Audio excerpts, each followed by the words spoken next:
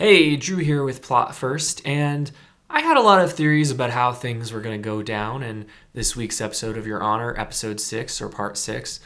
And some of them were right, a lot of them were wrong, but it was an interesting ride. Now, I have to say the fact that Adam is now dating the sister of the boy that he killed in this hit and run accident, and that she has no clue that it's him. This is a little bit of a coincidence to swallow, especially now that the Baxter patriarch, played by Michael Stuhlbarg, actually knows that the Desiato family, he believes it was Michael, he doesn't realize it was Adam, but he knows that they were the ones that were responsible for his son's death. So this is a little bit much to swallow. That's why I kind of theorize she must know. Surely this is too much of a coincidence for her to not know. But she doesn't know, and she's just saying random stuff to trigger Adam because that's what Peter Moffat thought would be clever. But again, this was a good episode. I really did enjoy it. I think that because they're using these coincidences to good effect to make the plot interesting and to keep bringing the characters into tense situations, I'll allow it, even though I do feel like if I was a judge, I should probably sustain the objection if I was being completely unbiased. But I'm enjoying this show enough that I'm just going to let it slide. Shout out to Volker Bertelmann. His score is fantastic. So great at setting the mood. My wife says that it's probably her favorite part about the show. And I do have to say that it's probably the show's secret weapon. I imagine if this show had a more generic score, a lot of these scenes would not be nearly as tense or thrilling. And this was particularly true in the final moments of this episode where Michael found himself pleading for his life as he found himself face to face with the Baxter patriarch. And I liked the way that this scene went down. I kind of had predicted that a couple of the things that happened here might happen, but it was still an interesting scene the way it went down. The moment where Baxter told him, "No, this is the part where I'm going to shoot you in the head because I don't believe you and I'm not going to listen to your excuses."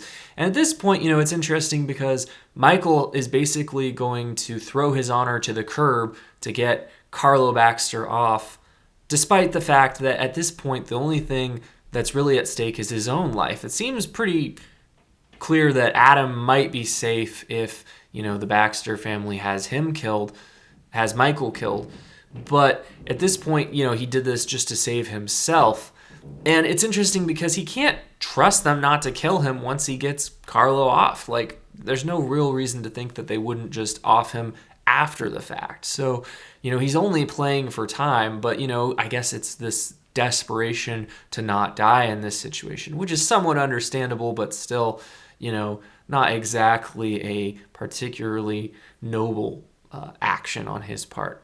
But I knew from the get-go that there was a good chance that the blackmailer was going to get killed by the Baxters once they found out what Michael was up to.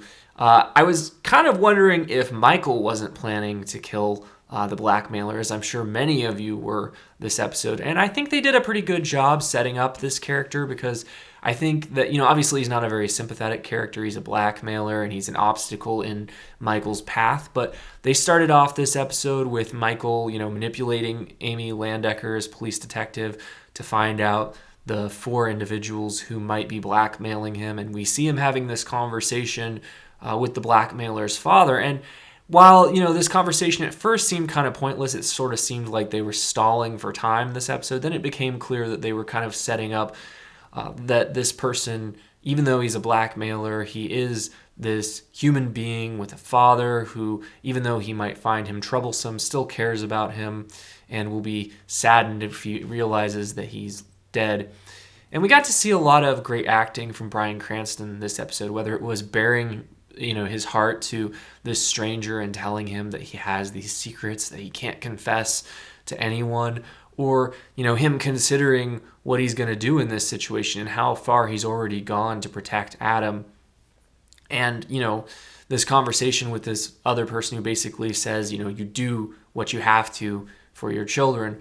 And it seemed pretty clear that he was grappling with whether or not he was going to kill the blackmailer, because obviously he's a judge. He knows that blackmailers never settle for what they initially asked for, that they always want more at some later point.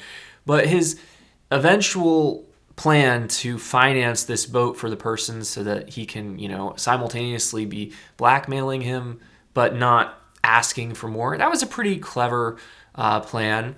And it probably would have worked if the Baxters hadn't gotten involved. You could tell that violence was coming this whole scene, just the way it was framed and the music and the whole setup. But I didn't really expect the Baxters to show up when they did. And again, it was a tense scene, and it was a good payoff for what this episode built up. Otherwise, we got to see Lee obviously closing in on justice for Kofi Jones, and now Michael is actually going to be working against her to try and get Carlo off so that he doesn't get killed by the Baxters. So this is going to be an interesting dynamic, seeing him actually put into conflict with his protege who has romantic feelings for him. And it's kind of unclear whether he reciprocates that at all or whether he's just using her. He's clearly manipulated a lot of people to protect himself and to protect Adam, and it's going to be interesting to see if he loses our sympathy as he starts to do worse and worse things in the upcoming episodes. I really want to see justice for Kofi Jones, and it's interesting to see that, Big Mo and Little Mo clearly have a plan that they're going to try and act out on their own, that whether or not law enforcement gets justice, they are biding their time, and they do have a plan to get the Baxter family back for what happened to Kofi Jones. It's going to be interesting to see how that develops as well. So, again, good episode. I felt that the scenes between Adam and the Baxter's daughter, to me, these scenes just don't play well because these actors, neither of them seems like teenagers. They both seem like they're about 25.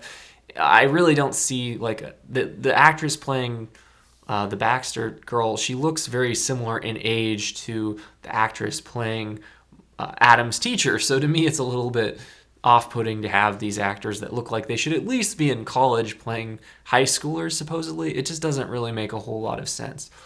I thought the episode was over at the point where they returned to the house. I thought that was like the end of the episode, but it turned out that there was a good chunk of time left. I have a stray observation that I really feel like Charlie makes a good cup of coffee. That's about the appropriate amount of sugar, in my opinion. That's about how much sugar I put in my coffee. So really, really enjoyed that moment. I enjoyed the episode as a whole. I think that this was a strong episode with a lot of good payoffs. Like I said, I didn't really enjoy the scenes with Adam and his girlfriend that much. I felt like it was not altogether convincing that these two would be in a relationship, especially since the coincidences are just a lot to swallow. And I just don't really care. I mean, as many of you are very, very frustrated with Adam, you think he's a stupid character. I'm not that frustrated with him. I just don't really care about him. He's just not that interesting to me. But as he gets deeper and deeper into the lair of the Baxters, I do think the sequences with him have potential to become more interesting.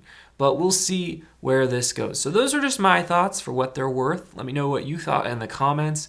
If you're interested in seeing my upcoming reviews of Your Honor, but also other shows such as Servant, potentially WandaVision, still trying to decide whether I have time to do that or not. Let me know if you're interested in seeing me review that show and other shows.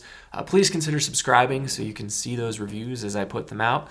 If you'd give me a like, I'd really appreciate it. And as always, thank you for watching.